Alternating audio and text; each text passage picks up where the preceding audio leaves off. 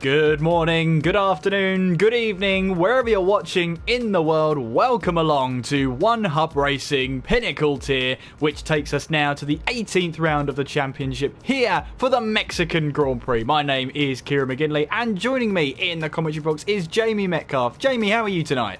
Yeah, I'm very good because of this race tonight and whether closing the championship league last week, so it's going to go on to round 18 in Mexico City. It should be.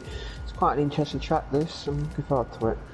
Yeah, and how much do you agree with this, that Nico Rosberg once described the Mexican Grand Prix as like a massive go-kart track? You've raced here before, yeah. Jamie. How accurate is that statement? Yeah, the middle sector is very much like S's you tend to get in like go-kart, obviously on a much larger scale, and you've got the final sector, which tends to be that fiddly bit you get in go-kart tracks. Yeah, I do agree with that.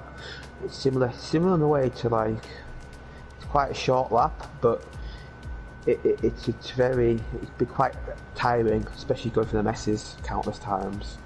Yeah, and it's quite an odd track as well. Although the game doesn't replicate the altitude, it's one of the highest circuits on the calendar, which obviously affects the engine. It's not replicated fully in this game. However, I have noticed you can run a little bit higher aero setup and not shave too much top speed off. How crucial is that for the drivers today? It's very important. Obviously, in real life, when you tend to go on this track, they tend to run a very high downforce because altitude. And obviously, in this track, you need good straight line speed down the first straight, but that middle sector is all downforce. You need a good handling car, and if you can win a little bit more wing and not lose too much lap time, then that's great. The drivers will love that. Absolutely, and it is a pretty close fight for the championship right now as I take a look at the standings. Westy currently leads the championship on 221 with Cass in second on 202. 19 points the gap difference as we head to the 18th round of the championship. Flavel is in third. He's 54 points behind the leader. If he's not careful here, he could very quickly drop out of the championship. Remember, after this race tonight, there'll only be 77 points left on offer to score. Flavel is currently 54 points behind. If Westy wins the race and Flavel does not score points, Flavel is out of the championship hunt by one single point. You really cannot make this up. I hope I've got my maths right there. Yeah, that sounds about right. By 2 points, wouldn't it be? Because it'd be 79 points behind. So a bit of pressure on Flavel to keep his place in the championship in the McLaren, but he's very capable of scoring points. Yeah, he had a good race last week. Obviously, he got the podium last week. That's a bit of a return to form for him, and he'll be looking to do more of the same tonight. And I think he'll be feeling quite confident coming tonight. I think he can do a good result and keep in there for one more race. You never know.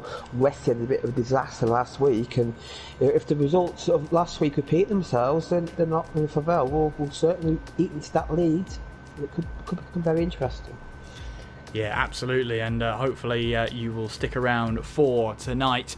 It should be a very good race. Normally when we come here to Mexico, Jamie, it always throws up a fantastic race, and especially down the long start-finish straight down towards turns 1, 2 and 3, the short run towards turn 4. It seems to be a track that has straights and then slow corners, and then all through the middle sector it's totally reliant on downforce. So it's basically, when you're trying to set up your car, it is a little bit of a nightmare. What on earth do you prioritise? Yeah, you want a good balance. Obviously, the straight line speed is fantastic in racing, but in qualifying, you want a lot of good grip, and you're not going to get that if you're on downforce. But in theory, if you're going too high downforce, then come the race, you're going to be sitting duck down the straight. So it's all about compromise, as it is a lot of these tracks nowadays. A lot of these tracks, these tracks now have long straights and sort of quite technical sections. So this does, it's not like most tracks, but it just follows similar dynamics to a lot of newer tracks, even though this track isn't exactly new, but the stadium section is new. That came into force when the Grand Prix returned. Well, let's see how the championship will unfold here tonight. Of course, we have an 18-minute qualifying session beforehand, and that should tell us pretty much what's going to happen tonight. Currently 16 drivers in the lobby right now. I wonder if you can just get a quick chat with one of the top three. I know Westy doesn't have a mic. Maybe Cass or Flavel. See if we can get one of those into the chat, see what they're expecting here tonight. But yeah, the Mexican Grand Prix then. Quite a robust track. It's been on the calendar for many, many years before, and hopefully will be a very welcome addition, and hopefully it stays on the calendar in the coming years. 17 corners takes us around the Mexican Grand Prix. First Grand Prix back in 1963, 4.304 kilometres, with a race distance in this league at least of about 153 kilometres. To be exact, about 152.6, I'm going to say. Lap record in real life, 118.7 by Valtteri Bottas, I believe in 2018. 2 DRS detection points. So you've got one lot. Actually, no, that's not correct, because you've only got the lot down the start-finish straight, then from turn 3 down towards turn 4. There is, in real life, a DRS zone through just past 11 down towards turn 12, but it's not replicated in the game. So only one detection point, and it's in turn 15, right before the double right-hander, Jamie. So we're going to be seeing drivers maybe drop back and stay behind the car ahead because they've got a long, long straight down towards turn 1. Better than that, if they make the move into turns 1, 2 and 3, they get a little bit of DRS extra to help them get away down towards turn 4. Yeah, because even though you do have DRS, slipstream is quite effective in the game, so that will help. And obviously, the fans that have got tickets in the stadium section, I can see that when you're overtaking, because I don't think drivers go for it there, because they know if they get the move done there, they might get repassed. So, yeah, it's interesting, and obviously the double dip DRS, it can help guys get past, but it can be a bit annoying if you're defending, because you think you've got a job done to 1 and 2 and 3, and then you've got to defend again to 4 and 5. So the guys defending are going to have to look a lot in their mirrors with that DRS, because it's very powerful around it. It's probably one of the most powerful tracks on the game for DRS. And so what that means is that, well, there's probably going to be some overtakes. Maybe at least one overtake, I'm expecting, Jamie. What about you? Yeah, I expect to see a couple of overtakes. Yeah, I mean, might lose count. Obviously, in real life, this track's not so good for overtaking, but on the game, it tends off it by the bucket load because of the characteristics. And the start's going to be interesting because it's such a long run down to turn 1. There's going to be slipstream effect, and being on pole position around here can be a disadvantage because you're on pole, but you're going to punch a massive hole in the air for the cars behind. So the guys in like the second and third rows, they may take the lead in the turn 1. They could do indeed, but let us know in the chat who you're supporting tonight. If you're supporting maybe the championship leader in Westy, maybe you're supporting the second place driver in Cass. Maybe you are going for the rank outsider Ollie Flavel. I will say right now, I'm just having a look at some of the drivers here. The Scotsman in the Toro Rosso, I believe No Future to See is a new driver alongside Lonnie there in the Williams. Now I'm just going to have a look and see if Lonnie is racing. He is racing. He's actually from Kosovo, but he's racing under the German flag. I guess that's the closest flag, I guess, but he is from Kosovo. Kosovo flag's on the game, so yeah, people have to take a bit of a compromise there on the flag. And yeah, we'll see how he does tonight. Obviously, good luck to them drivers tonight. Obviously, making a debut, it's an exciting time for these drivers, but it can be quite nervy. Yeah, I remember my first race. It was at the Italian Grand Prix 2 games ago. In fact, it was 1 game ago, actually. It's a long game cycle. It goes on and on and on. But yeah, I made my debut back in Italy, and I would have finished 3rd if I didn't pick up a stupid 5-second stop-go penalty for speeding in the pit lane, but what can you do? It happens.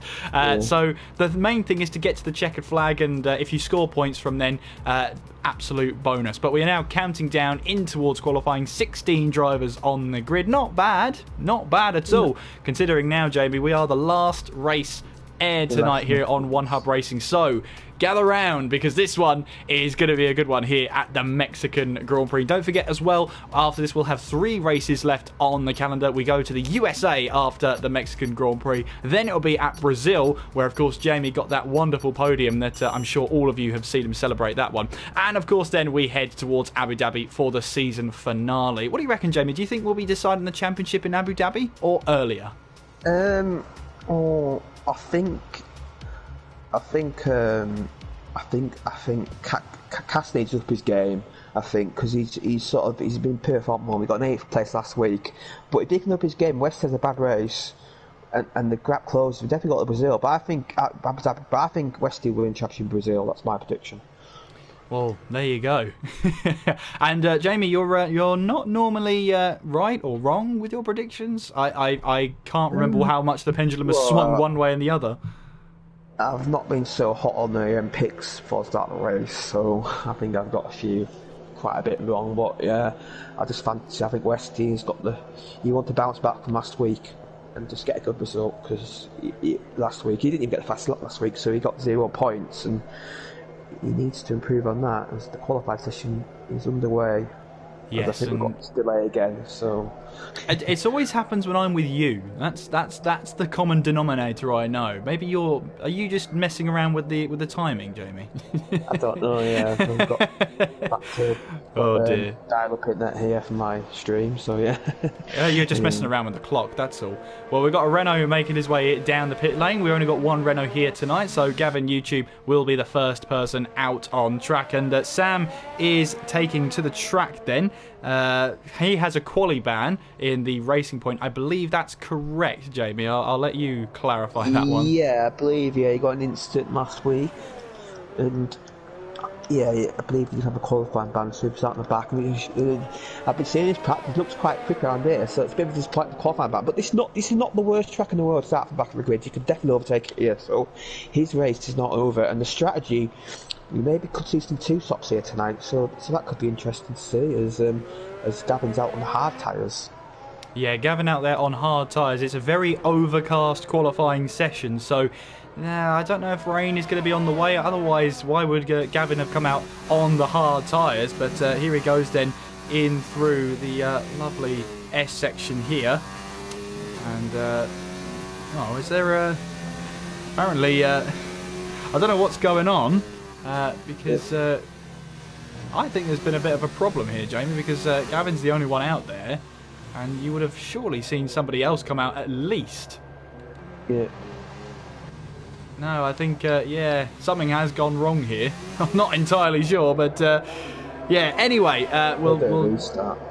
All right, we'll go for a restart then of the lobby, and of course, One Hub rules do say that there he goes. He realizes he realizes the lobby is no more, and he will crash out of the session entirely. So we will have a restarted lobby and a restarted qualifying session. So hopefully we'll be able to get back on track very, very soon. No pun intended. Whilst we are talking about that, obviously with One Hub, obviously when we get to the restarted session, it stays as dynamic weather, so the weather here in qualifying right now isn't necessarily replicated in the next qualifying session. So although it's overcast right now, it could pour it down when we restart qualifying, or it could be sunny as anything. We don't know until we restart qualifying. We don't have a clue. So Well, the great thing is it keeps us on our toes, but this won't help the championship leaders whatsoever. The last thing they wanted, Jamie, is this sort of pressure and this sort of tense times, but at least it didn't happen, as I'm just going to actually cut across you there because I need to accept the invite. Let me just do that now, and then we can get lovely and underway. Yeah, what I was saying, Jamie, was obviously they don't want this unnecessary pressure, and this is probably just going to add to it.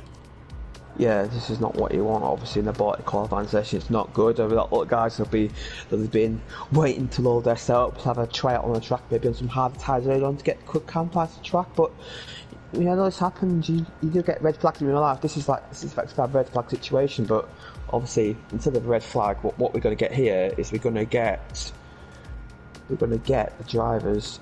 The session restarts completely rather than restarts after set time, so you're going to get 18 minutes back, but obviously these guys didn't start, so it's effectively a delay of the qualifying session.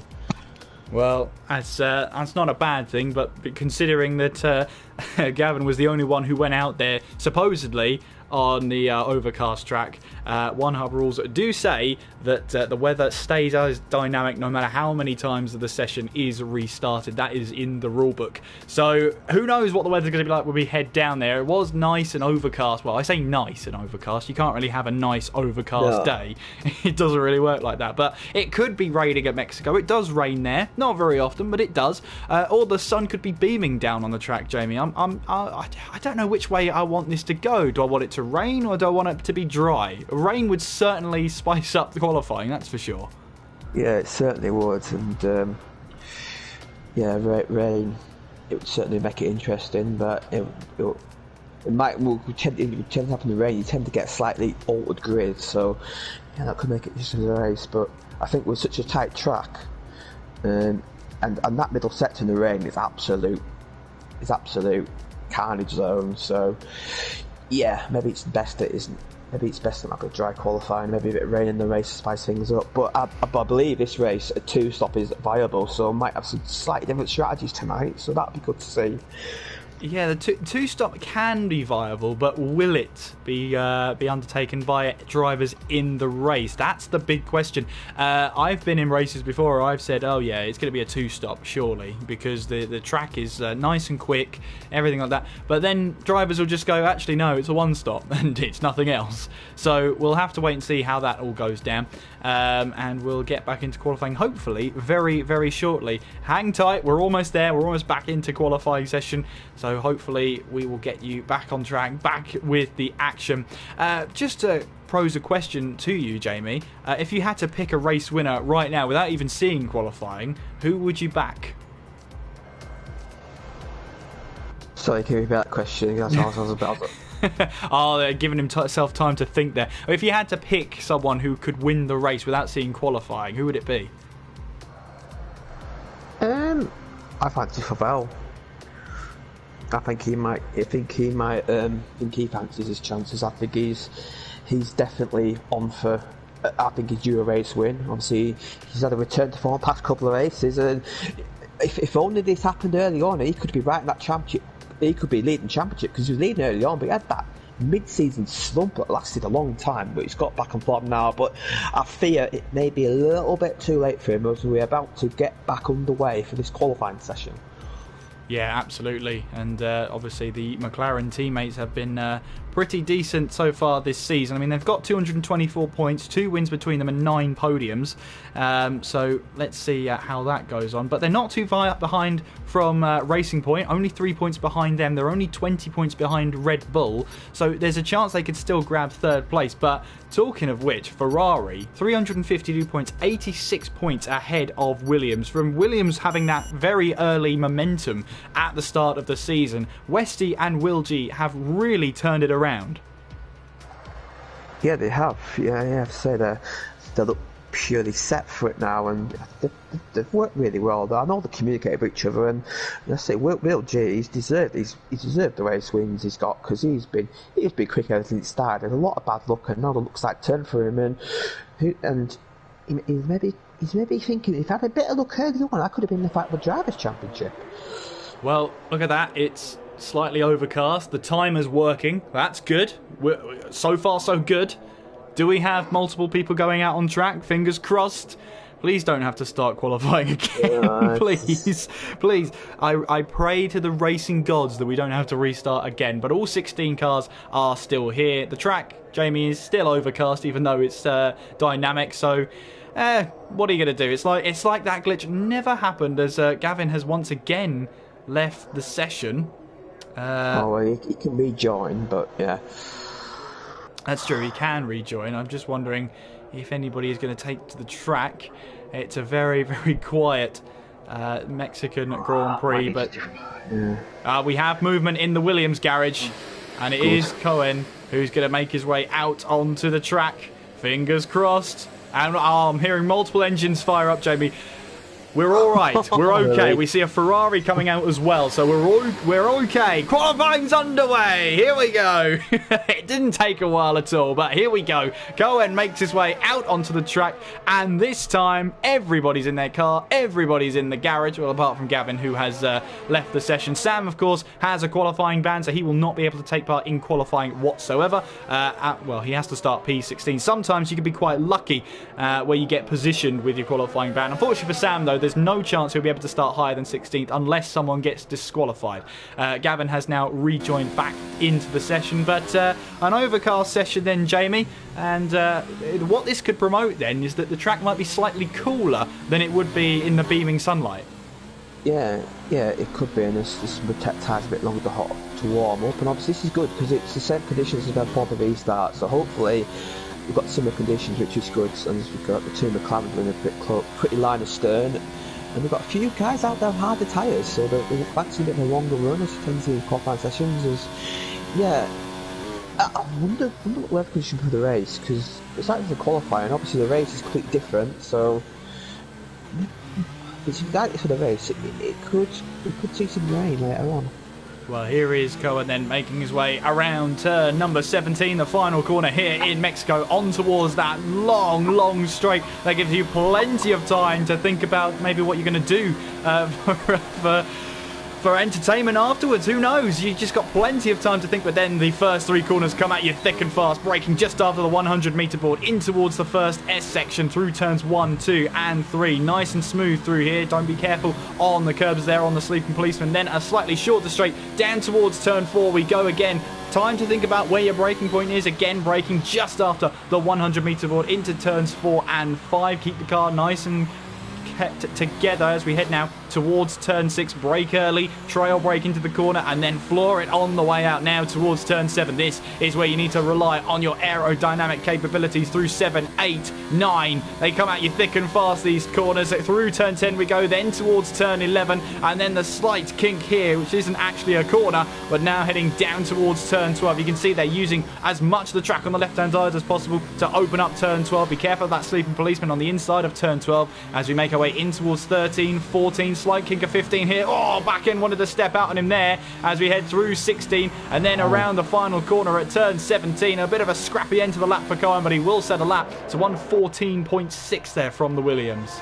Yeah, he lost a lot of time at the final sector. Obviously, at that moment, I believe he hit the wall coming out the final corner, which is the balance corner, and a lot more time there. He ran a bit wide in the S as well, so not the best of laps from Kern, but he's got a bank on the board, and that's good to see. And Jarno sticks it in second place, and Miloni's in third. So maybe that lap isn't as bad as what it was, because he's still in the lead. Yep, Cass comes across the line in 4th place as Will G makes his way towards the line, goes P5 on a set of the hard tyres. Just having a look at the championship leaders right now. Westy has not come out of the pit lane just yet. He's staying in there for now. Meanwhile, Flavel is now, or still in the pit lane, I should say, as Will G and the Racing Point there, I believe, of Valentino. Now, that is Danestar, the Icelandic man, making his way out onto the track. Name change from last week. That is still Danestar there, so he's one of the popular drivers here in One Hub. That's an understatement, Jamie. Yeah, he's got a huge following. Obviously, he's a long-term driver league. I believe he made his debut in season 11, I believe, and he's been here ever since. Obviously, he took that break, and he said he's revitalised now. He's coming back. He's coming back for more. He's really passionate about the league. Obviously, that Podium Tier champion in season 12, and he's racing the higher tier 6, and he's always done well. And he had a good race last week in the back of the grid to 6, but now he can qualify. Let's see what he can do in qualifying. Let's see if he maybe fight for the podium. As this lap, he's taking a lot of liberties in the track limits. But you can get away with it a little bit, I think, in the S's, but if you take a bit too much, you'll lose out. Well, we're on board with Gavin here as he makes his way through 13, on towards 14, 15, and then turns 16 and 17 to end the lap here. Through the gears we go, on towards the start-finish line. And where will the Renault go? Stays in P12. It would have been a 1:15.6, so he would have been up there in 6th place, but he had his lap invalidated. Yeah, good lap if it counted, but it didn't. So yeah, it was Forbes, and just noticed Forbes took it 2nd place, only 4th balance of Kern's lap. So Kern, I felt like he's got a bit more time on the lap, and he'd be happy with that banker because he could definitely improve by a couple of attempts that final sector. We've got Valentino starting his final lap now, a bit of traffic area in, but he should hopefully, I believe there's a final lap the Renault ahead, so he should get out of the way. Or he's only in the lap, I believe Matt Brennan in the lap, the Renault. Yeah, we've got Future out there who is, I believe, coming back to the pit lane. Has set a lap on these tyres, but it didn't count. So, sorry, it did count. 1:16.6. I didn't see that for some reason.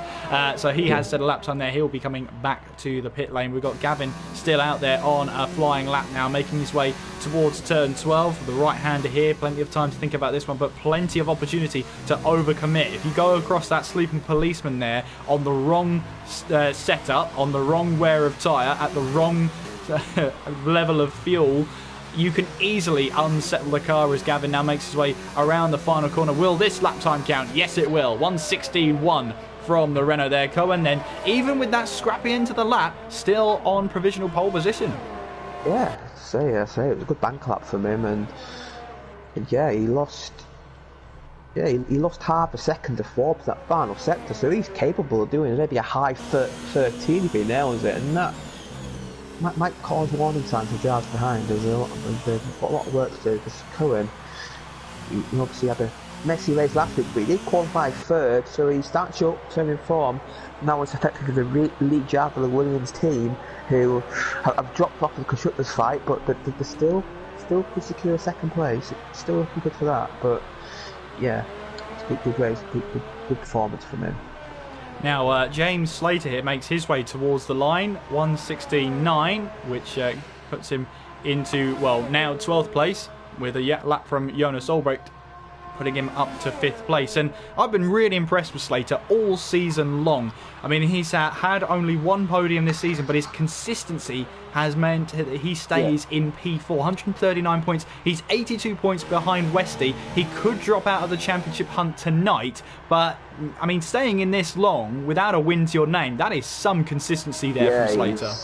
I'm impressed by him. Obviously, I think he'll admit himself the quickest driver in this tier, but what he does, he's super consistent. What he does, he maximises the result most weeks. And if he knows the car's behind him quickly, he doesn't fight aggressive, he doesn't lose too much time, he lets them through, and he avoids these track limit penalties, and they've gained him a lot of places. And if you avoid penalties around here, especially because I expect to see a lot of penalties around here tonight, you can gain multiple positions. That's what he's done all season, being consistent, not made too many mistakes, and capitalise on other people's mistakes and misfortune. Well, Slater here still 12th place as he makes his way, I believe, back towards the pit lane scoop and getting out of the way of the Ferrari there. We've got Westy, who's on an outlap right here as he makes his way now down towards turn 4, and championship leader 19 points ahead of his rival. He'll be hoping for a win today as Lonnie there goes fastest, 14.5 there in the Williams as he now takes that position away. And what started out as a really promising season for Williams hasn't really materialised. They'll be hoping for a bit more stability with their two new drivers, Jamie. Yeah, obviously the start of the season with probably the strongest pair on the grid in Leon and Praga, and they both left, and obviously they've had a lot of races where they didn't score any points, and now they're looking out for it. They'll look at the end of the season strong. I think it's too late. I think Ferrari are going to win the Constructors' Championship, but as I said before, they can definitely get that second place, and they can get a couple of wins. They've won 6 wins, I believe, on the season Williams, and they're going to get like 7 or 8 wins. That'd be a good season for them as Forbes pips the 2 Williams on the pole positions. Westy's about to start his lap. Obviously, last week he had that grid penalty, which in my view, the grid penalty was what led him to the trouble in turn 1. So he's looking to qualify near the front tonight and avoid any issues. 8 minutes to go then in qualifying, and Forbes is on provisional pole position with a 1:14.429. Lonnie is in second with Cohen in third. Jarno fourth with Albrecht in fifth. That's a really good running from the 2 Alfa Romeos so far. Skeven in sixth, Will G in seventh, Cass in eighth, with Gavin in ninth, No Future in 10th, Clone in 11th, Slater 12th, Flavel in 13th, but yet to sell a lap time, as is Valentino. And Westy is currently on a flying lap as he makes his way through turn 6. He's on the soft tyre, and you can see around the grid there's plenty of strategy involved, but I think the majority of the grid will go for the soft tyres, assuming, Jamie, it doesn't rain during the race. Yeah, I think it does rain during the race. It rains because you do get in qualifying, you do get a race weather forecast. Will just tell you the weather in about 20 minutes in the race. If that's the rain, maybe one of these drivers may gamble on mediums, go a bit longer on that first stint, and they could gain a pit stop and everyone behind. But that's a gamble. As Cassie retires, he's in 9th place. That's not good for a championship runner-up at the moment. As Presty goes third, a good lap from him. But yeah, that might be a gamble you may be willing to take, but you're going to lose a lot of track position, and that may, because there's around a second, I believe, the delta between the medium and the soft, so you're going to be near the back of the grid. So I don't think many guys will take that gamble.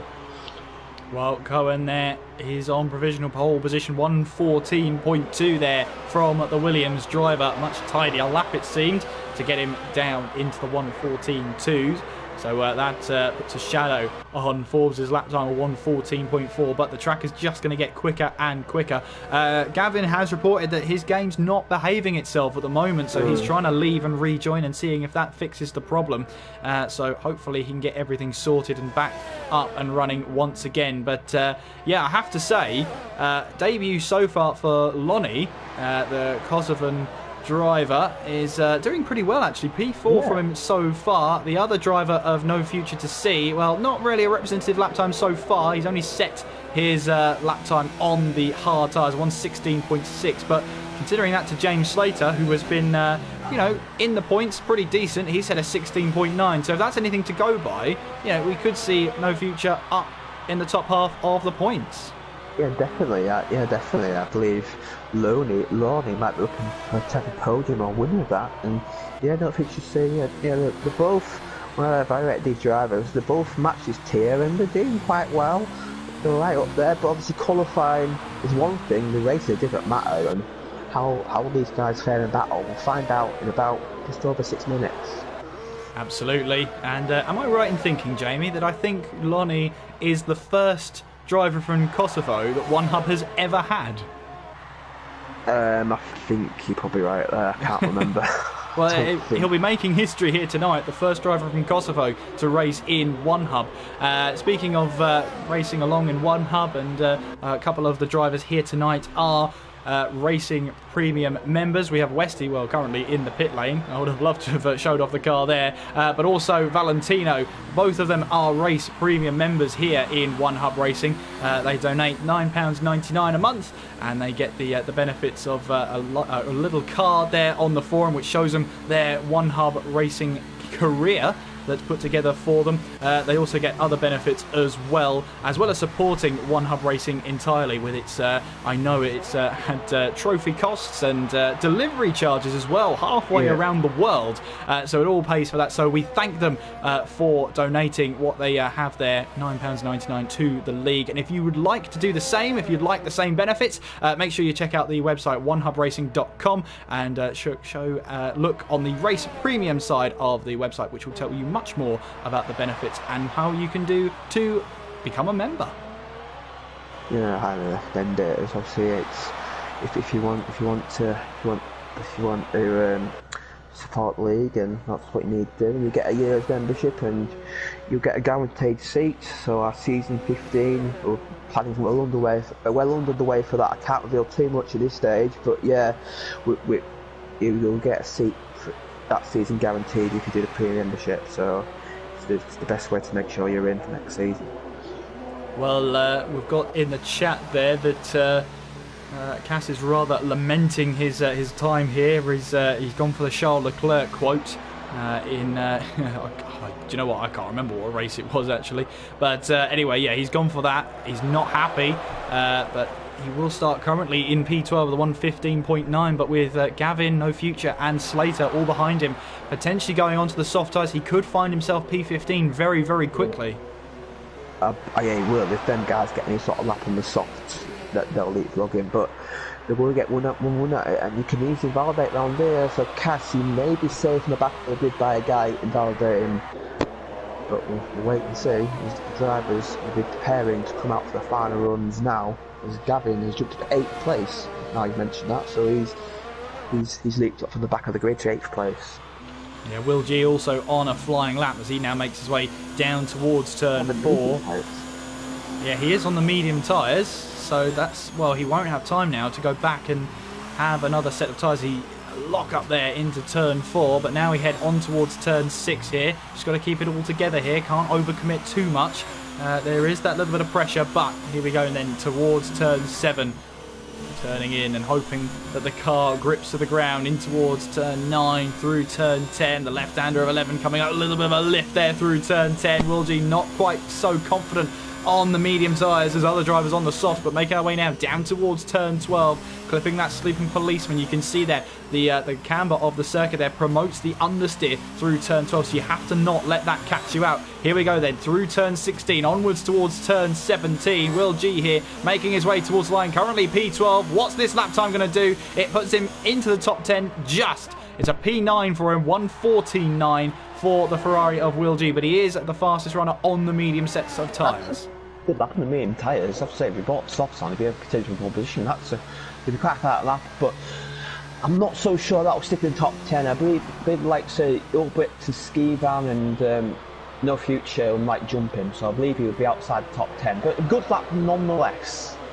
Absolutely. We head now into the final 60 seconds of qualifying. Cohen is out there on a flying lap now. 1:14.2 from him so far. Can he improve on his lap? 210 miles an hour heading down towards turn 1. Let's have a look at our other championship contenders, or the championship contenders I could say.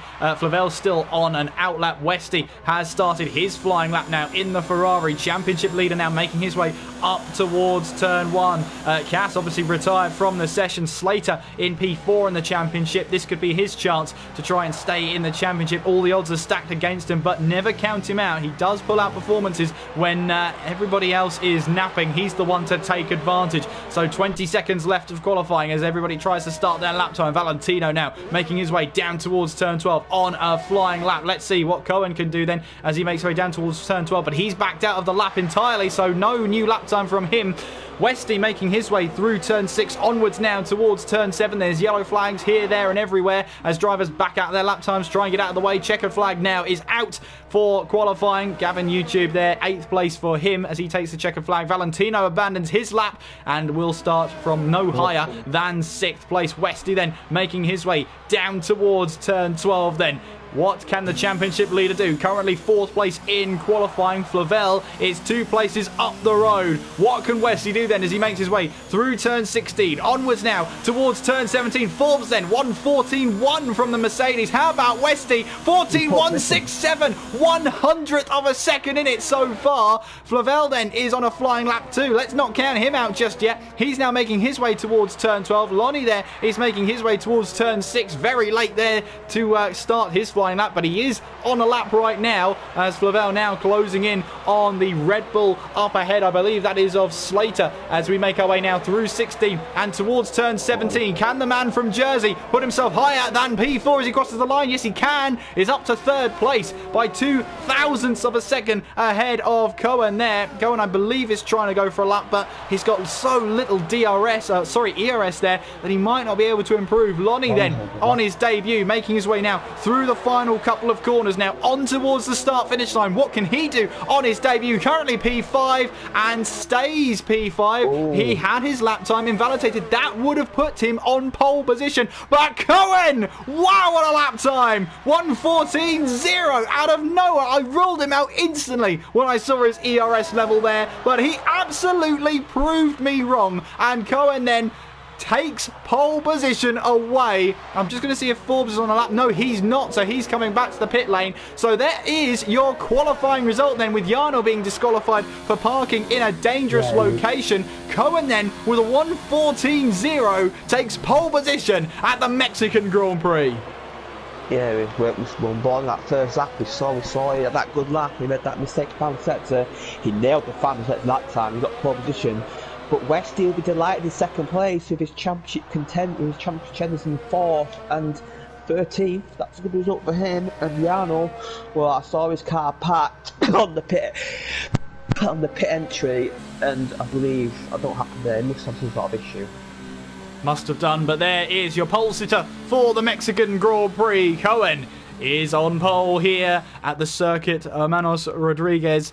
And, well, qualifying session. What a qualifying session that was, as Cohen takes pole position for the Mexican Grand Prix. Westy is in 2nd there. Forbes in 3rd. Flavel in 4th with Lonnie in 5th. Slater 6th with Valentino in 7th. Gavin in 8th with Ulbricht in 9th. And Will G rounds out the top 10, but he starts the race on a set of the medium tyres. Skeven in 11th. Clone in 12th. Cass there, the other championship rival really, down in 13th place. No Future in 14th, but only set of hard laps on the hard tyres. Sam had a qualifying ban, starts P15. And Jarno, whatever the problem was at the pit lane entrance, has been disqualified from qualifying. He will have to start from P16. Well, Jamie, what a race we have on our hands here. Cohen taking pole position. He's currently scored, I believe that's 18 points so far this season, but he did join very late into the season. He'll be very happy with pole. Yeah, good lap from him, and he'll be delighted with that. But that's one job done. Now he's in that pole position. He's got to try and somehow defend from these 15 drivers behind in turn one. Not an easy job to do for him. Can he do it? We'll find out shortly. Absolutely, and hopefully you are enjoying the stream so far tonight. Make sure you also follow One Hub Racing on Twitter. It's at, well, One Hub Racing. What else would it be? You can also subscribe to the channel down below. Make sure you hit the notification bell so you don't miss a single race of the championship, especially as we head into crunch time. 4 rounds to go. We are here for the Mexican Grand Prix. We're moments away then from the formation lap, and we'll get a chance to see what the top 10 will start on. Will G as well, 10th place, medium tyres, obviously going for the alternate strategy. How do you rate his chances on a used set of mediums? He's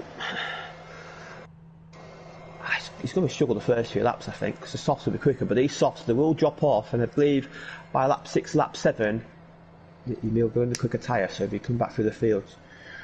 Well, we shall see then as we make our way on towards the formation lap, as it is Cohen starting on the right-hand side of your screen ahead of Westy in second place. Very close between the top 5 or 6 as we headed to the end of qualifying. So that is great to see. But as you say, it is a long, long run down towards turn 1. And if you don't have a great start, you could find yourself 4 or 5 positions down before you've even turned a wheel or even hit the brake pedal for the first time. But obviously, Jamie, we are always sponsored here in One Hub every single race, and I believe it's your turn to do the it's always your turn to do the sponsorship. I think we learned that. Obviously, I'll drive for 4 drivers champions this season, so that's Iceman in Podium Tier, White Fountain in the Precision Tier, and Louis in the Prestige Tier. We'll all be getting a wheel stand delivered by Next Level Racing, free of process of packaging and all that. And if you fancy one yourself, go on that website, which is in the description, and put in the code ONEHUB10 at checkout, and you'll get a 10% discount. Absolutely, and then remember that is word 1, so O-N-E, hub, and then the number 10. Well, you know what? You got to work hard for that discount. We're not just going to give it to you. Why not? But, well, Cohen there on pole position, right ahead of the championship leader, with Flavel down in 4th place. 19 points is the difference. Flavel will just be surely hoping that he can finish ahead of Westy, but Cass down in 13th place, 2nd place in the drivers' standings. But, well, I have to say, stranger things have happened, Jamie, but we all now make our way towards the grid. Obviously, Skeven there on the soft tyres, saying he didn't actually want to start on the soft tyres. Clone also on the softs with Cass and No Future on the medium tyres. Sam and Yarnell will be starting on the hard tyres. Everybody else, though, looks like they're starting on the soft tyres. Of course they are, because they qualified on them. Apart from Will G, as we said before, who is starting on the medium tyres. But with the cars forming up onto the grid, we are moments away from the Mexican Grand Prix here in the One Hub Racing Pinnacle Tier. The 18th round of the season is just about to get underway. I cannot wait for this one, and it looks like here we're going to have those 5 red lights that come up, but I don't think they'll actually mean anything, as we'll now see. At some point, we'll get underway, as I think Valentino has gone for it now, because obviously there's a little bit of desync, but we now are underway. And what are the starts like? Well, Valentino's gone now. That's a terrible start from the Ferrari of Wesley. Then he drops down the order. Exactly what I said as we make our way now down towards turn 1. Watch out, it could be 4 or 5 wide here. Heading down towards turn 1 for the very first time. Valentino obviously got away with it, but Cohen holds on. Forbes is up to 2nd place. Westy just about there in 4th place as Flavel drops to 5th place in that one. Slater in 6th place. Great start from him, but Cohen is just trying to get away from Forbes then as we make our way now down towards turn 4. Lots of cars trying to go too wide through here, as you see there. Lonnie there trying to go up the inside of Slater in towards turn 5. Now on towards turn 6, still up the inside. Wants to make that move stick. You've got Slater right on the outside. He's got the inside for turn 7 though. Here we go then. Round the outside. Lonnie will have to go. Does he get the move done? You bet he does. The man from Kosovo gets the move done, and up to P6 he goes. Meanwhile, Skeven then up to 8th place after his great start here on the soft tyres. He may not want to start it on them, but he's got a great start on them nonetheless. He's under pressure though from Gavin as we make our way now down towards turn 12. Oh, Will G has made contact with Cass ahead of him and lost a huge chunk of front wing. He just completely missed his braking point. Yeah, he's got a pit. Yeah, he had a pit at the start, then now he's got a pit and his race is completely ruined now. He's got to just pit and go on the hard type as long as he possibly can, but he's staying out. so he's trying maybe. But yeah, that wing down was going to hurt him in sector 2. I'd say my prediction started totally wrong. Kern did the job well, he covered the field as Forbes was threatening to turn 1. Oh, he was a little bit, breaks a little bit deep, but managed to gather it up. And yeah, a good start from Kern there. He managed to defend somehow from everybody else behind him. Absolutely. Forbes then still on the back of Cohen there as we make our way down towards turn 4. This is for the effective lead of the race. Albrecht in trouble though behind as we are down at turn number 3 there on the exit, but nothing doing for him. He'll have to try and spin back around and get back on track then. Cohen just about holding on from Forbes ahead of him, but Westy is looking at that one with intent as we make our way now in towards turn 7 we go. Cohen tries to take the inside line to try and basically try and block off Forbes and make sure he doesn't get a chance to have a good run on him here. But heading through 11 now on towards turn 12, Forbes here will be looking for that move now. He'll have DRS next time around, but it's kind of next time around, but kind of not. There you can see the red X next to Valentino, so he's not actually in that position. So there is a little bit of desync going on. So what you're seeing now is Cohen leading the race with Forbes in second, Westy in third. But I cannot tell you where Valentino actually is. As there you go, he ghosts now as he now makes his way down the order. But here comes Forbes then as Cohen has to try and defend as we make our way now up towards turn 1. But you can see there the cars just sort of top out here as we make our way down towards turn 1. Forbes will have the outside line, then the inside line here. A little bit of contact between them. Now around the outside, Forbes will have to go around turn 3. He's got it done. Great move from Forbes there. Watch out for Westy as he looks to try and take advantage as well. Heading now down towards turn 4, but nothing doing for him. The move wasn't quite on, but a great move there from the Mercedes. As we see here, Lonnie here will, I think he's trying to go around the outside. There you can see the desync is confirmed because that really wouldn't happen if Valentino was actually there. No idea where he is out on track, but I'm sure things will be clearer sooner or later. I've got him in 5th place, right on the tail of Tavell. I've got no red X next to his name, so I presume that's where he is in the race. But he's a bit further ahead. He's about a second ahead of him. He's about second half ahead. He's about half a second ahead of Lonnie. Well, I've just seen Lonnie absolutely take him out in turn 5. But obviously there is desync going on. We have no idea where Valentino actually is, but all will become clear after the race.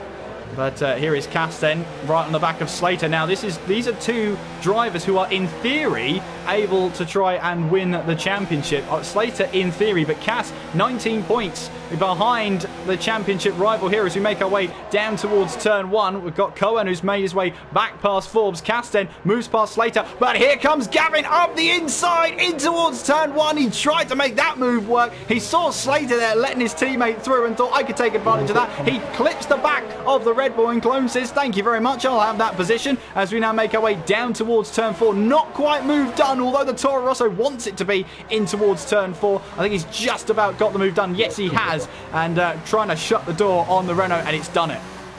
Yeah. See, Gavin had dropped to you there, but he just tapped the rear Red Bull, that unsettled him slightly, and that allowed Clone to nip through for 10th place. As you say, it was a Red Bull driver. He picked up last week. Forbes running wide at turn 11. That could be an invitation for Westy heading down towards turn 12, as Forbes might have a compromised line. Will Westy try and move up to 13? No, he won't, but Forbes is under pressure here. He knows that from the Ferrari behind, and Westy here just ahead of Flavel as well. Flavel has had a good start. He's in 4th place. Westy, meanwhile, just seemed to go backwards at the start. Yeah, it's been quite interesting. I think he had a bad launch. In the past, Westy had a pretty bad start, so to repeat itself there, but he's right in contention. These top two are fighting for the lead, and Floyd comes down inside of turn 1. He's going to have the outside line to 2. Curve will cover, but Forbes will surely get the better launch out of 3 and 4 into 4, but no, he doesn't. And Westy may have an opportunity here, but the problem with Westy is he's in a DRS train, and getting past the DRS train is quite difficult because the car ahead has got DRS and slipstream, and you've got to try and somehow get a better exit, and Westy doesn't do that. And Valentino, I don't know where he's in Austin, but in my screen, Valentino's right in the back of Westy here, 3rd place.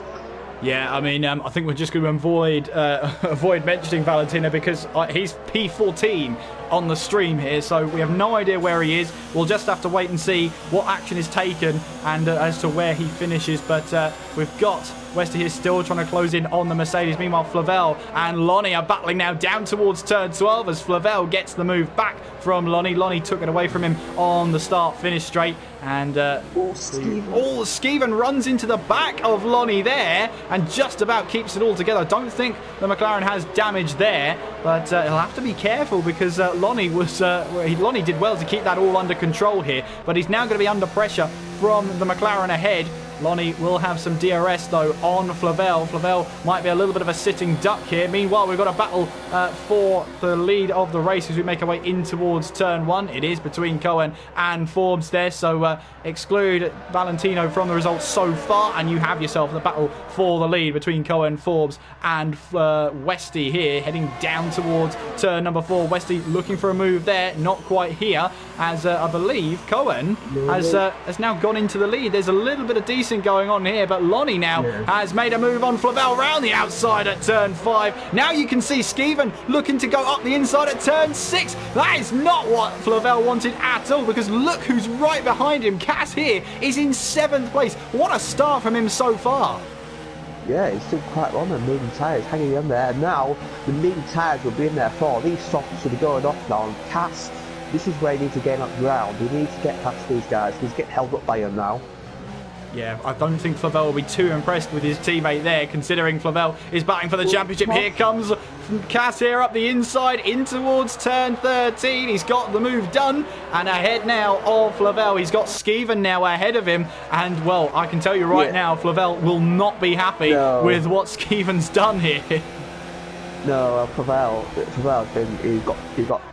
he got out-fought by Lonnie there. Lonnie sort of, there was a bit of contact there, a bit of contact in Ski, but now Cass, Lonnie, Flavel, McLaren's side pods would be quite scuffed, I think. So there's a lot of contact there for him.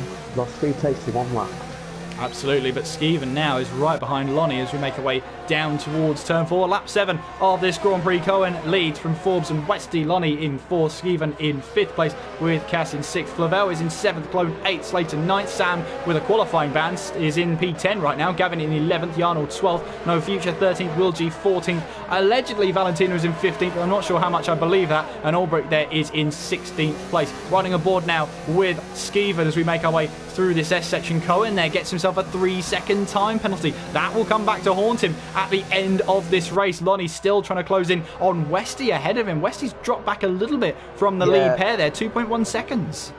Yeah, according to my screen, Valentino's overtaken him, so Valentino's up to 3rd, so I presume that's what's happened, because Westy lost a lot of time there, and I saw he was definitely fighting. He was definitely fighting something. It was thin air, or it was a car ahead. So Westy's got DRS now. So I only presume this is where Valentino really is. Absolutely. Oh no, Slater's left the session. Slater has disconnected so far, and that is not what he wanted at all. But as we head now into turns 1, 2, and 3, the clouds are actually pretty gloomy over the track right now. It's blocking out some of the sun out on track. So that's not great. That's not what the drivers want to see. There could be a little bit of graining going on out there. But Will G's retired from the race altogether somewhere in Sector 3. Let's see if we could ride on board with Albrecht. I wonder if he's retired in the pit lane as Albrecht goes for a little bit of a slide there. Down here, he's retired in the pit lane, yeah. He has retired in the pit lane. So that is Will G's day done and dusted. So that is unfortunate for him, and he has now confirmed that by leaving the session. Well, Forbes then still in 2nd place with Westy in 3rd. We're just going by not including Valentino in the results whatsoever. Obviously, when we get to the end, we'll see the official, unofficial results. But Slater now moving down the order. Cass here. Oh, he's made contact with Lonnie there down the inside at turn 12, and Skeven now gets a position ahead. Well, Cass there has got to be careful with some of those moves. You know, I didn't say much action in this section, but there was there for sure. Cass, you can see these guys had boulevard tyres. You want to move them quickly, but that's lost in ground. And now he's got a good run of ski van here. But look at the he's lost about 2 seconds doing that, and that's time you cannot afford to lose when you're trying to keep same championship races. Westy's the first guy to pit of the front runners. He goes on the medium tyres, so I believe that indicates 2 stop. I don't believe you get medium tyres that long. There's Gavin's retired as well, so we're down to 14 runners now. Yeah, I think Gavin, I don't know whether he's retired in the pit lane because there are yellow flags down the start-finish straight. It has been a bizarre race so far. That's really an understatement. Qualifying didn't really go as planned, as Gavin has now confirmed that by leaving the session. Yet he's retired in the pit lane as well. So that is unfortunate then from the Renault driver. Didn't really have luck on his side when it came to launching the game and actually having it run okay. Just didn't happen for him tonight. He becomes the second retirement here in this race. But Cohen still leads ahead of Forbes as Skeven looks for a move. Oh, there's contact between himself and Cass there in towards turn 12. Didn't quite get the best camera angle of that. How about you, Jamie? No, I was not about the Skeven. I just presumed that Skeven was lining up possible attack and learning, and I believe Cass and just judge where the McLaren was. Both going after pit. Lucky enough for them, it is in their pit window, but they are gonna lose time because they have to change wings. But yeah, unlucky Skeven there, and I think Cass. Well, I'm pretty sure that'll be in the steward's office, because that's really affected Cass's championship because he's in the pits and his teammate behind's in the pits, but I believe James taking him to go. So. We'll have to wait and see how that develops. Let's focus on the racing right now, though, as No Future is right behind Jarnell then as we head now down towards turn 4. But Slater has managed to rejoin, though. He'll be on a set of the medium tyres in the pit lane. Here comes No Future looking for a move down the inside of Jarnell. Jarnell locks up there, and No Future tries to take advantage in towards turn 4. Can't quite get the power down, but Jarnell there really gave No Future the eye there, because he locked up going into the corner, and that just freed up that space for No Future to stick it down the inside. Jarnell can't invite that sort of pressure on his own. No, he can't, no, because No Future will desperate to get by. He's on a quicker tyre, and he's obviously, he wanted to get by this car because Jarnell can go a very long way in them hard tyres. He's definitely a one-stop strategy, and yeah, he's struggling every time I see Jarnell in past few races. He's struggling under braking. I don't know whether it's his brake bias settings, but that's a real issue I've seen from him recently. Well, at the moment, we're seeing Sam lead the race. Remember, he had a qualifying ban, started in P15, now currently leading the race on those hard tyres. Meanwhile, Westy here, right behind Forbes then. This is crucial for Westy. He's seen Cass in trouble. Flavel is still behind him. This is going to be a crucial move then for Westy to get another position to try and get past Forbes. And with the DRS, easy as you like, down towards turn 1. And he gets the move done. Up to P6 he goes. He's now got Cohen ahead of him. And Cohen's proven, Jamie, to be no slouch whatsoever. Jarnell, and No Future there. A little bit of desync between those two as well. I think they now can see each other properly as we now make our way up towards turn 6. The Toro Rosso trying to go around the outside, but Jarnell fends him off there in towards turn 6. Meanwhile then, Sam, there you can see, still leading the way. Jarnell in second with No Future in third, but they all are yet to stop in this race. Cohen is the first of the stoppers in this race. He's a re-emerged on a set of the hard tyres, about 1.7 ahead. Westy's re-emerged on mediums. Now I can see the Ferrari trying to make those mediums last to the end of the race. Yeah, Forbes on the hard tyres there. If he can click the Forbes can DRS, he can negate the time loss, but he's got to try to out DRS zone. As soon as he's out DRS zone, I believe Westy will pull away, but he's in DRS just now, but the middle sector's going to be the difficult sector for him. So he's going to get dragged along here, and this will help him lose less time than what he would have done anyway. So I don't think he's in a position to make an overtake, but he could definitely hang on back and ride for another lap. Absolutely, as No Future looked for a move there, but not quite this time around. What Westy has to be careful of is that Forbes has the DRS down towards turn 1. A little bit about Gavin there. He's reporting in the chat that his pedals just flat out decided not to work. They're broken.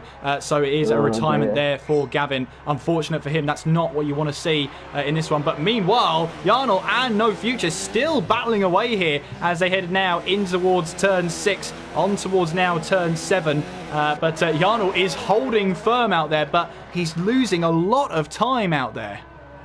Yeah, he is. Yeah, he just think very better for him. He just lets the guy go because Sam's pulled a 5.5 second gap and he's on the same strategy as him. So yeah, it's good to see drivers fighting, but it's maybe not in his best interest. Well, obviously, once you get in the lid there, everything goes out the window. Maybe team orders go out the window as well. But at this moment in time, Sam leads from Jarno in second. No Future is in third, all yet to stop in this race. Cohen is in fourth, but Westy now right behind Cohen as we make our way now on towards the start-finish straight. He will have DRS then on towards the start-finish straight and down towards turn one. On towards the slipstream now. Will he be closing in on this gap? You can see Cohen trying to defend in towards turn one. Obviously, he's allowed to make one defensive move, then a move back to the racing line. That is in the rules and regulations. You are allowed to do that. But Westy just keeps closing in on Cohen. As I say that, he now picks up a 3-second time penalty. He matches Cohen now on penalties as we make our way now down towards turn four. He's got a lot of speed here. He's got a lot of overdrive, but backs out of it there. And he tries to put Cohen under a little bit of pressure. Maybe slightly outbraked himself going into four there. Yeah, he lost time there, yeah, because he had to gap it all up, and I think Westy saw the gap there, but he soon realised that gap was not going to be there when he turned the corner. He wisely backed out of it. In fact, the other day, yeah, Westy's flying at the moment. He's pulled his gap in no time, hasn't he? Yeah, No Future has also managed to find a way past Jarno at long last for him, but that happened off the stream. But he is now up to second place. Westy now still trying to reel in Cohen right ahead as we make our way down towards turn 13, running slightly wide on turn 12 there. That won't help him. That won't help his tyre wear either. He's got to keep these tyres in good nick towards the end of the race. But here we go then, on towards the start-finish straight. There you can see No Future hitting in.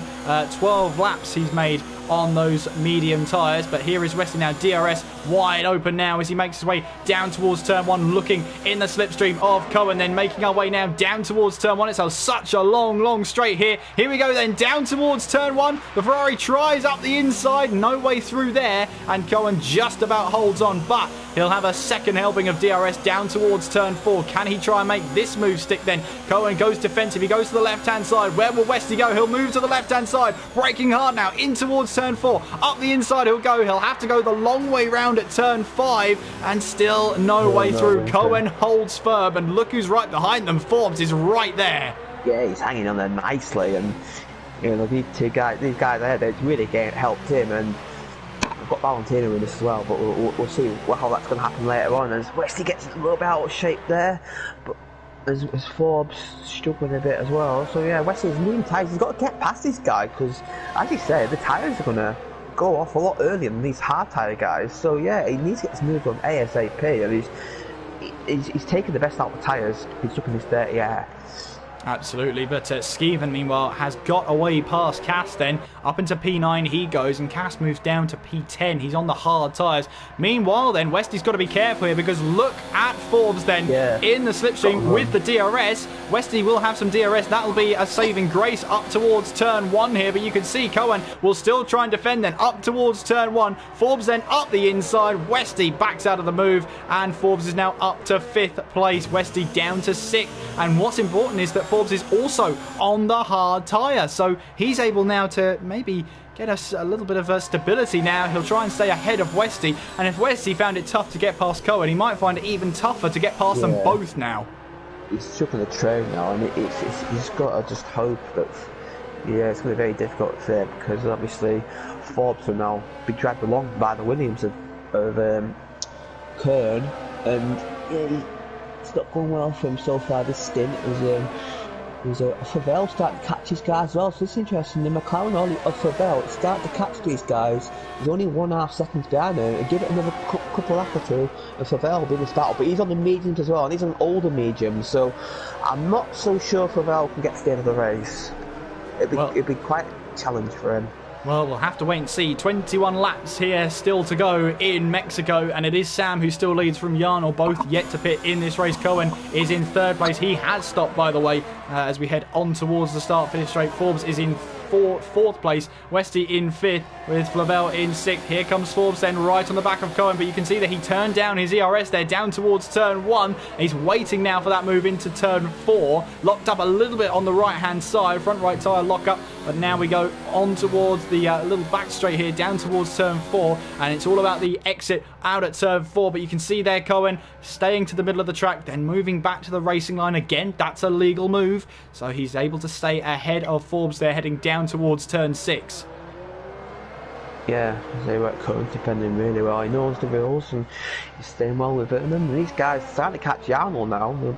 A lap or two time the back of that Jarno. We know Jarno isn't one that isn't afraid to fight, so yeah, that might be an interesting obstacle for these guys. And I'd say he's sapping the league by 7 seconds over Jarno. He's put himself in position on the final part of the race to maybe come back at these guys on a slightly softer tyre, but you have a lot of ground to get in. But these guys keep fighting. He could be in there. He could get a good result tonight today, Sam. Absolutely, making our way now through 16 and 17, riding on board with Forbes then on towards the start finish straight. Let's see what he can do. Cohen instantly goes defensive then as they battle for third place on towards the start finish straight. Now he pulls to the left hand side, does Forbes, down towards turn 1 we go, and Cohen there with no DRS doesn't really have a leg to stand on, heading now down towards turn 1, and Forbes takes away that position from the Williams, and Westy will be feeling hard done by there because he said, well, is it that easy? Really? Well, why couldn't I do that? Exactly, yeah. But seeing Forbes recently, he's quite good in the wheel race, so you can definitely quite an aggressive driver, and he did the move done there well, and yeah, he's in the net race here at the moment as they're all catching the Alfa Romeo of Jarno. Absolutely, and Jarno is only just up the road there as well, so he might have a role in bunching them back up again. You never know, but Jarno now making his way through that S section. We say, Jamie, it has been a really mixed bag season for Jarno here. What started off pretty well, he got a win under his belt as well. It has been a couple of tepid results at the back end of this season. Yeah, I just think he's just getting involved in incidents, and he's not qualified too well. And when he came into the team, a lot of people expected him to be because he joined at Canada. A lot of people expected him to maybe jump into that championship battle, but it hasn't happened for him. He got that race win. He's got a couple of strong results, but recently the form's dropped off a little bit. So yeah, I think Jarno will be slightly disappointed how his season's gone so far. Well, again, the Ferrari of Westy trying to reel in Cohen, but it just isn't enough. Meanwhile, Skeven is right on the back of Clone then. He'll move to the right-hand side, then goes down to the left as the Toro Rosso defends as hard as he possibly can, but no way through there. Meanwhile, Cohen has now got back past Forbes then on the run down towards turn 4, and now Westy looking for any sort of way past Forbes right now, heading through 5, now towards turn 6, and again, Cohen leading them now in through turn 6. They have got Jarno ahead, but the more time they spend battling each other, the more time they actually hand to Sam. And if Sam goes on to a set of medium tyres towards the end, he might be in with a shout here. You never know. He's 10 seconds ahead, and yeah, obviously he'll probably lose a bit of time once these guys play Jarno. But these guys are fighting. When you're battling, you lose a lot of time yourself. And Sam's on fresh tyres. He's going to call up to the back of these guys, and he's definitely in for a shout. As what happened with Forbes there, as a previous fight in the invisible car of Valentino, who's actually in my screen in 3rd place, and that's how Kern slipped by, because he was definitely defending something, whatever it was, and he was very compromised in line with turn 2 and turn 3, and that allowed the Williams driver to sneak through, and Westy is just a little bit too far back, but Forbes now has got a chance to get past the Williams again. Down the inside, is he?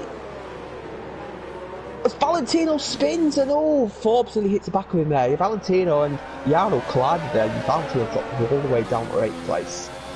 Well, I mean, the stream didn't see a single bit of that, so we had to go radio commentary for Valentino's spin, but yeah, no idea again where he's got to. But unfortunately, that spin will put him down the order. That has released the pack, though, out of the invisible clutches of Valentino as we make our way towards turn 7, riding on board with Forbes as he's seeing Cohen chase down Jarno now through the S section, and these hard tyres are pretty much past their sell-by date right now. We are expecting Sam and Jarno to come in maybe a lap 20, but Forbes here gets a little bit of a run. Cohen has to defend, then down towards turn 12 we go. The Mercedes is on the outside. That might open some doors here for Westy, but still no way through. No, he's just a little bit too far back at the moment when these guys make mistakes. And he's going to have a good run here, but the two cars, they want DRS, it's going to be very difficult. Kern, we want to get past his Alpha very quickly because they'll get held up massively in that sector, and that's allowed Favel and Lerny to catch up. They're in the back, they're in this train now off the back for the lead. There's Jarno's still defending, but Kern's got by, can Forbes? That's a little bit close there as Jarnell tries to put up a fight there, and Forbes will have to go the long way around, very close to ending in tears there. But the problem is Jarnell doesn't have DRS. Now Westy's got to do the same, heading down towards turn 4. You can see Jarnell here is not giving up these positions without a fight. Heading in towards turn 5 we go, very close between himself and Westy. Now heading towards turn 6, the Ferrari has the inside line. There you go, he'll get the position now, and now the McLaren of Flavel has a job of getting past Jarnell, but whilst he's now stuck behind him in the S section, Forbes can now try and gallop away and try and find Cohen again. Cohen up to P2 now. Yeah, Cohen getting a lot of time there, but Forbes crucially for him, he's still at DRS on his Jarnell's. Fancy look at Wester here, but he's still too far back. I can't believe him has got the grip left on the Jarnell, because he's been fighting all race, 20 lap old hards, and surely be in the next couple of laps if they're mediums on. Well, let's see what he does then, heading around the final 2 corners on towards the start-finish straight. Looks like he's going to stay out. No, he doesn't. He comes in very late there, locks up coming into the pit lane, but now will come in. I assume he's going to put on a set of medium tyres. Meanwhile, Forbes then riding on board. This is his chance now to try and grab second place once again. Looks to the left-hand side of the track, then heading in towards turn 1, but Cohen there still holds the inside line and manages to drive the widest Williams through that first couple of turns there, and is able to hold on to second place. Meanwhile though, Forbes is not going to have that.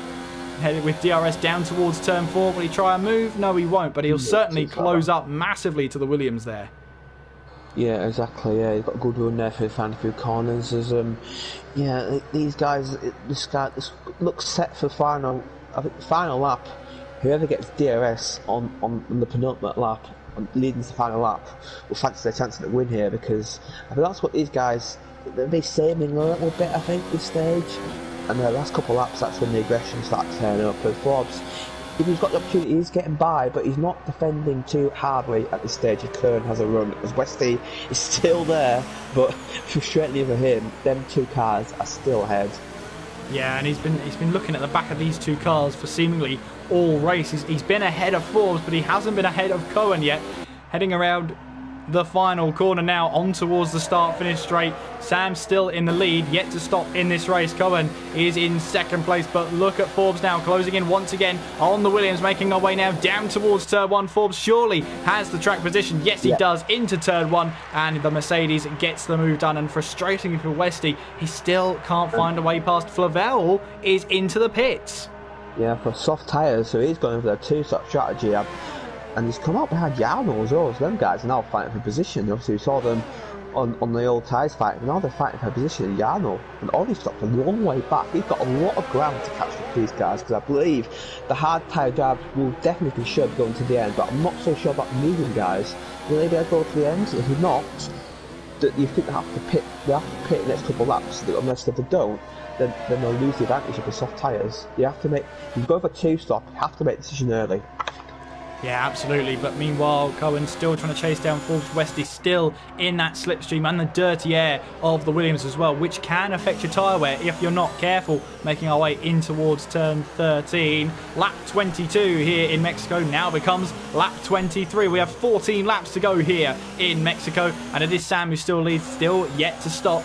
Cohen once again looking to try and get past Forbes here, and you can see here the Ferrari's already losing ground to Cohen here. Now in the slipstream of Forbes, I think this position is going to swap once again. Forbes defends to the right, the Williams goes to the left as we head down towards turn 1. He'll have the outside line, but there you go, the move has been done, and frustratingly, once again for Westy, he cannot find a way through.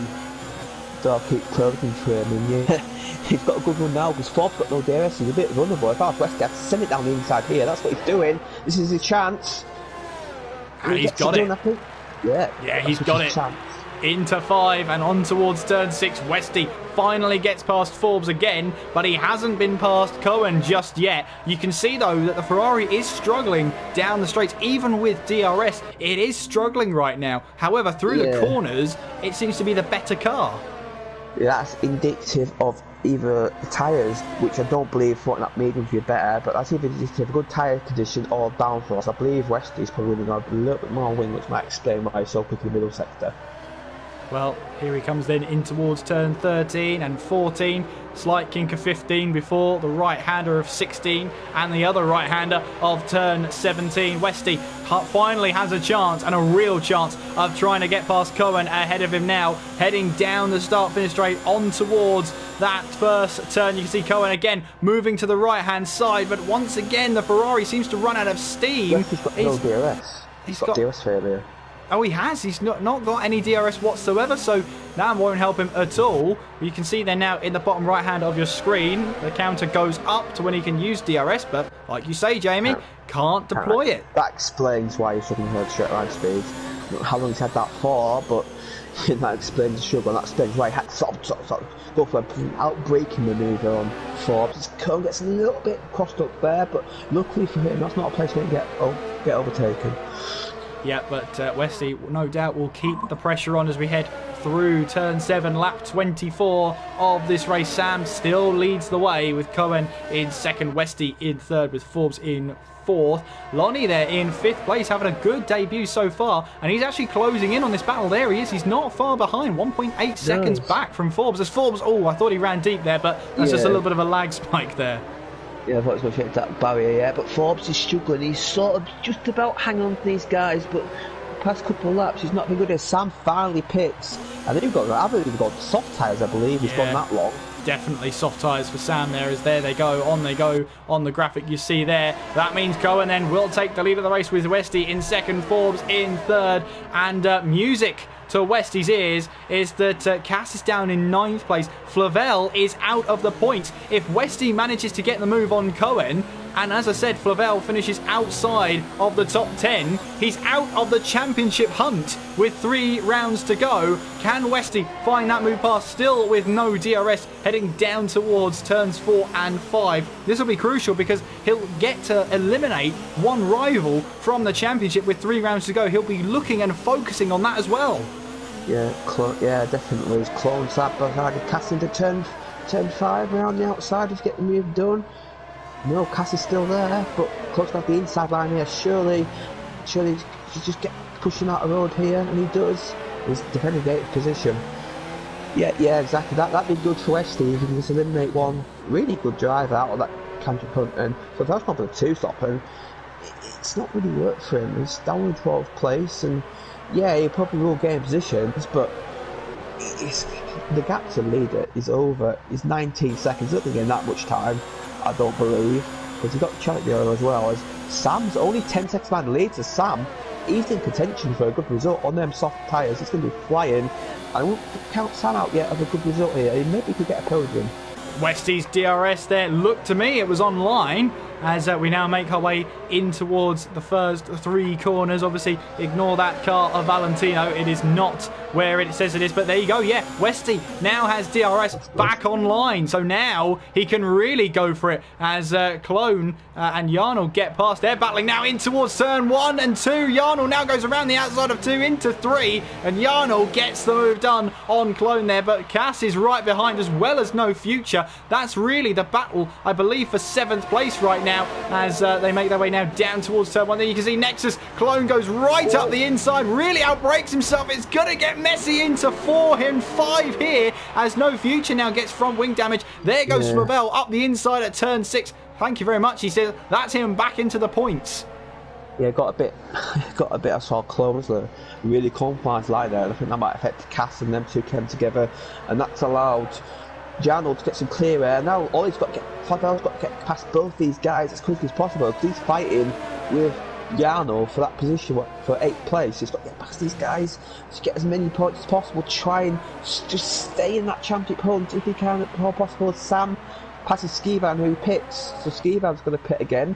Now Westy, I'm not so sure Westy trying to go down the inside at turn 1. Sorry to cut over you there, Jamie, but he was looking for it. Didn't quite happen, though, as Westy doesn't get the best exit out of turn 3 there, and Forbes is once again right on the back of this Ferrari. At least Westy has some DRS to defend, but it's not going to be enough. Forbes then goes down the inside in towards turn 4 and takes that position back away from Westy. Yeah, see a good move, and I believe they're mean tyres with starting to go off now. That's what I was going to say before that happens. I don't see how Westy get these tyres together. All these guys are mean tyres, all pitting around lap 16, 17 on the tyres. I don't see how Westy's going to do another 10 laps. I believe he may have to pit again. Well, miracles do happen, Jamie. We'll have to see whether he can nurse those tyres to the end. Meanwhile, Jarno there in 7th place. He's managed to try and get up the road. Cass and Flavel, meanwhile, are battling away for 8th place, or actually 7th place this might be. I'm not entirely sure, but they're making their way now through the S section. One thing's for sure, it is a position, and it is a point-scoring position.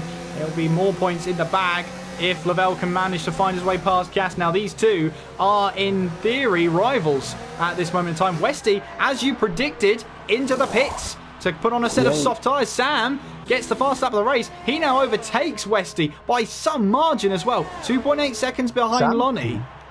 Sam can win this race. He's got the pace to win this race. He can definitely win this race, Sam. As Lavelle, I think Westy's going to fall down. He's going to drop down to 9th place, so he's actually behind Flavel. So Flavel at the moment is going to gain points on Westy. But Westy, I don't know. I can only presume Westy made a mistake on the strategy, set the wrong tyres, because you're doing a 2-stop, you do not leave it this late to go on the softs. Well, he has done, and he's now got to try and get as many positions as possible towards the final few laps of this race. Cohen then leads from Forbes in 2nd place. Lonnie on his debut there in 3rd place. But look who's trying to reel in this gap lap after lap. It's 1.5 now behind Lonnie. That means he's about 5 seconds behind the race leader, that's no slouch. You can easily do that on the soft tyres. It's whether you have the soft tyres to battle at the end of the race. But so far, Sam is having a wonderful race. Yeah, he's having a great race. His pace has been really strong. And yeah, look how quickly he's getting these cars. It's incredible. He's in the back of Lonnie already. He's going to DRS already. I think he's a bit too far back for a move into turn 1 and turn 2. But I wouldn't rule it out into 4 and 5. Well, he's not got DRS down the main straight here. Meanwhile, Cohen and Forbes going side by side into 1s, 2 and 3. And Cohen gets the move done then. He moves ahead of Forbes. We've got yellow flags in sector 2. Clone has spun it. Meanwhile, Westy has now got past Cass then. That's a crucial championship move there, because that moves Westy ahead of Cass. And so Westy will be able to extend his lead over the championship there. And Sam has got a move done on Lonnie there as he makes his way through turn 4. Now into 6th there. And Sam now up to 3rd place. Forbes, meanwhile, right on the back of Cohen. It's all kicking off here in the final few laps here in the Pinnacle Tier as we now make our way on board with Forbes as we make our way through turn 11 onwards now towards the braking zone of turn 12. And Clone has retired from the race. I assume that's from the pit lane. So unfortunately, he becomes our 3rd retirement of the race. But let's stick with Forbes here because he's got a great chance to get past Cohen. Watch out for Westy as well, because this is also another championship important move. If he gets past Flavel, he gets more points on him as well. Look at the run he's got towards turn 12 here.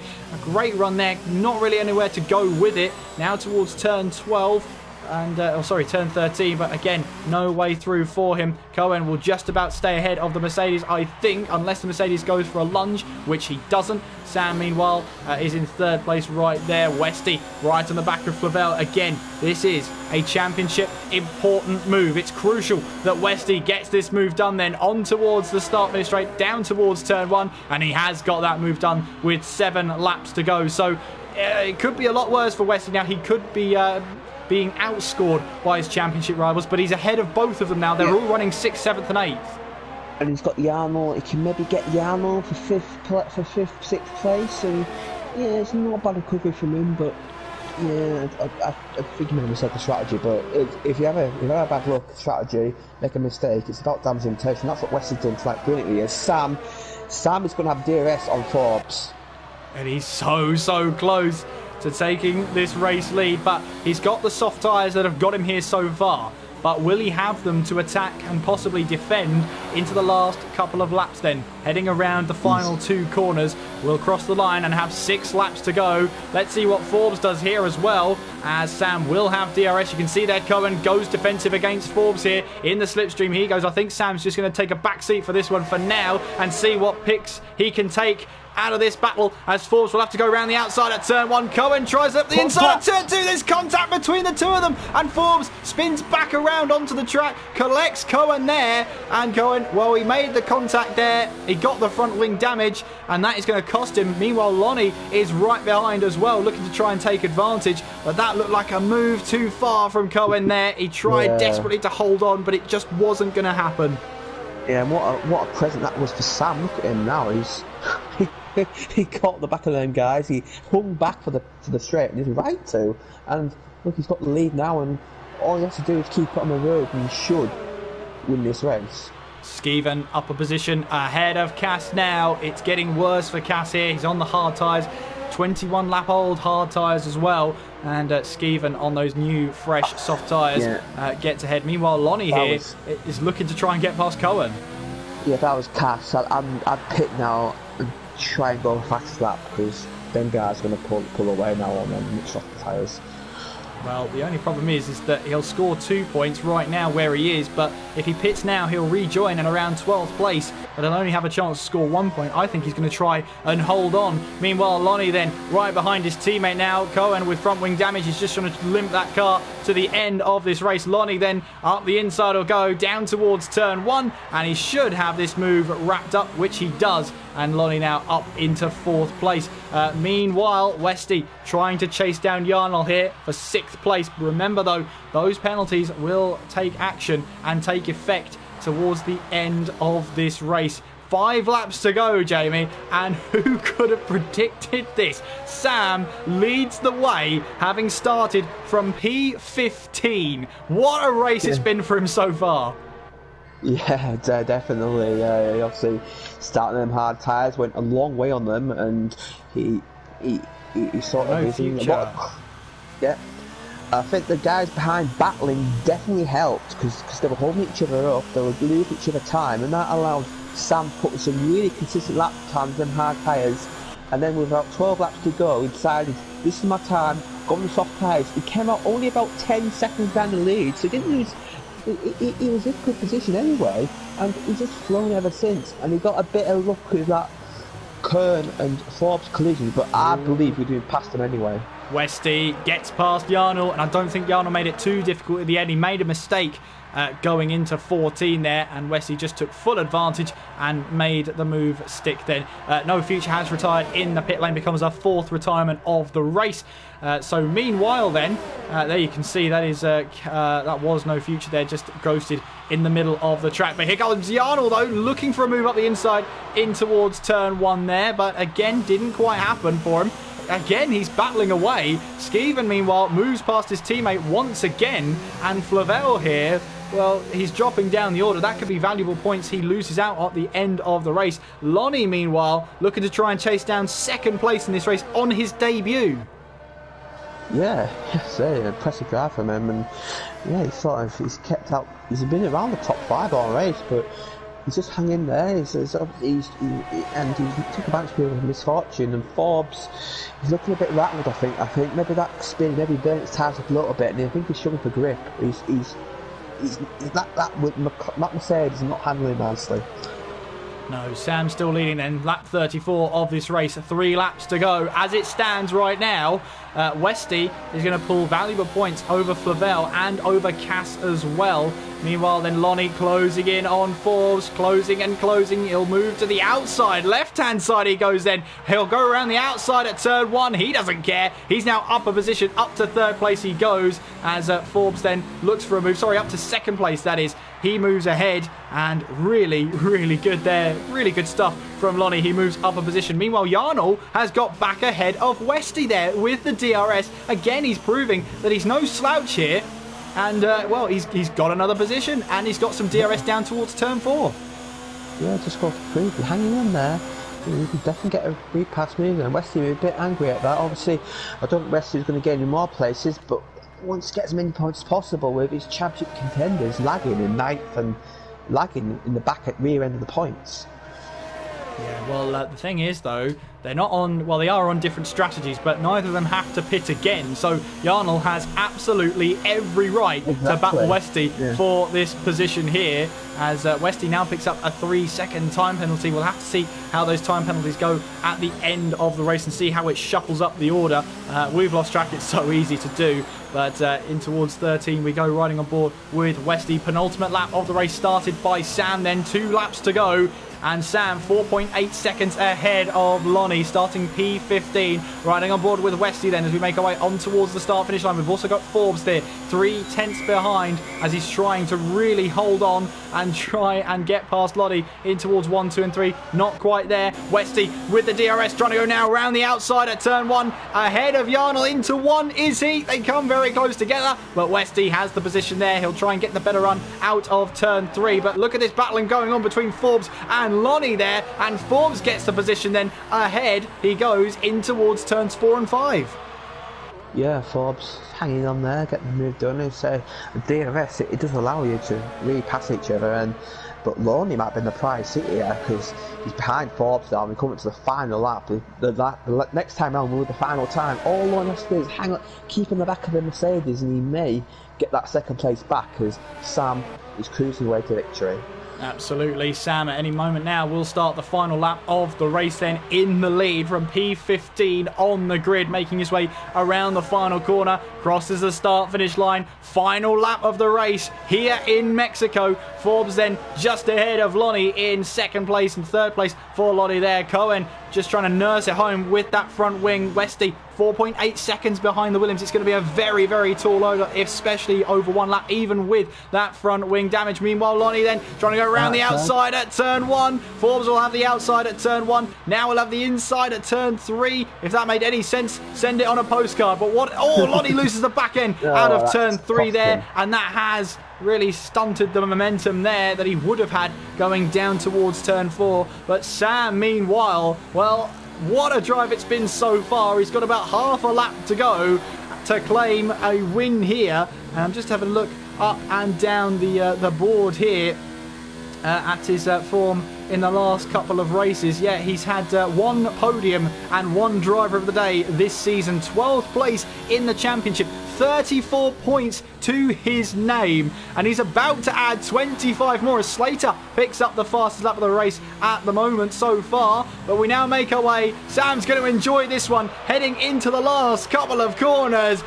Sam here around the final corner scores his first race win of the season. Sam wins in Mexico, and what a drive from the Racing Point car. Forbes is just going to finish ahead of Lonnie. Is he going to finish ahead on penalties? Yeah. Yes, he is. Lonnie had quite a few penalties there. Cohen comes around the final corner. He's going to try and claim 4th place. He gets that 5-second time penalty as we've got all sorts of things happening here. Valentino classified as 3rd on the board there. We'll have to see if that's confirmed later on in this race or in the stream. Anyway, Westy finishing in 8th, Flavel in 9th place, jumping Westy then on penalties. So that will be crucial then that Flavel's got points over Westy. So that gap between the championship rivals comes down to 17 points heading into the last 3 rounds. Cass then making his way around the final corner. Well, at least he's got a point on the board.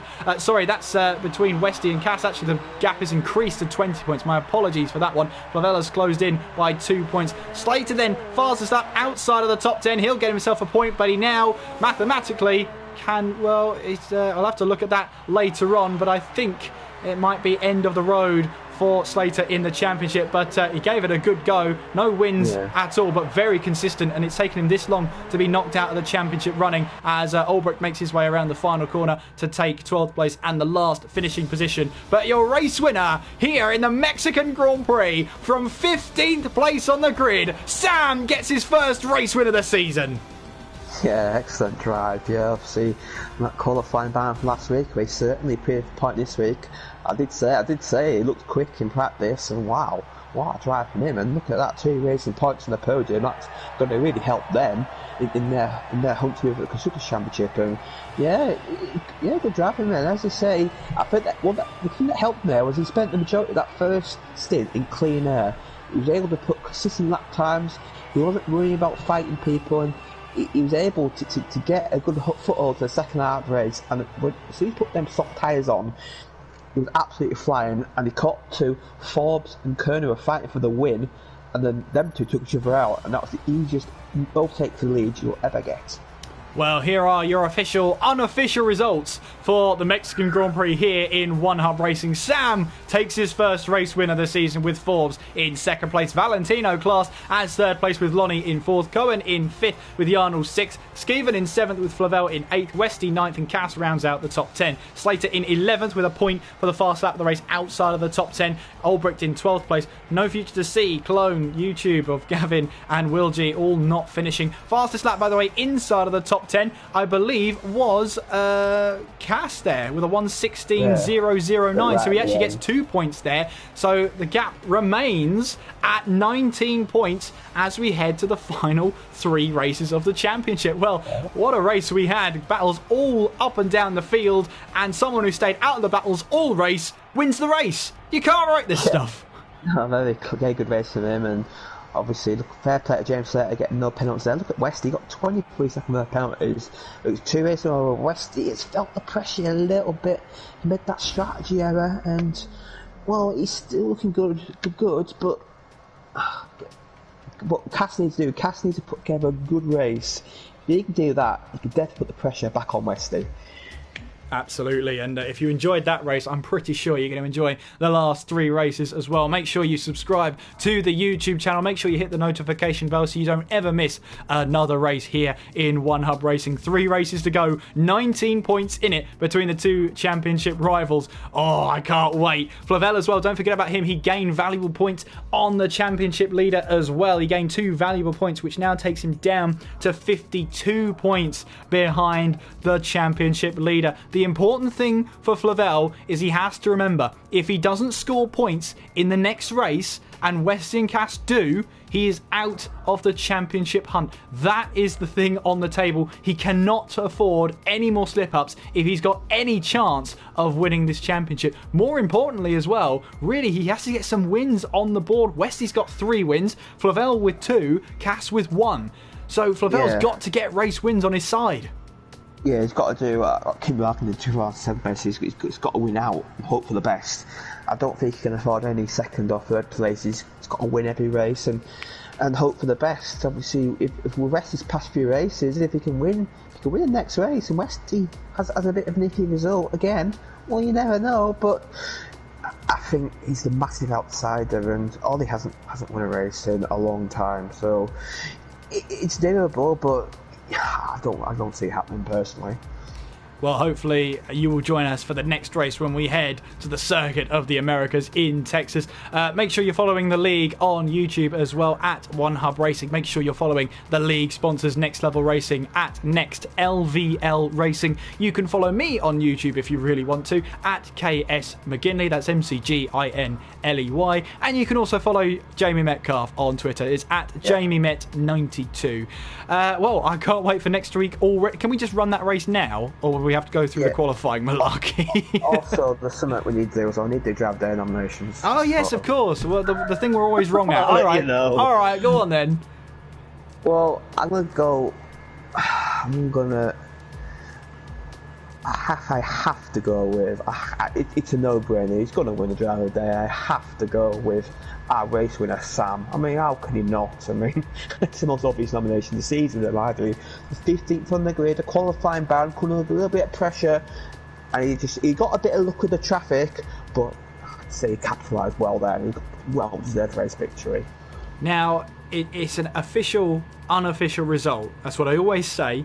I didn't see Valentino take third. If I did, and if he took third, fantastic, but I didn't see it.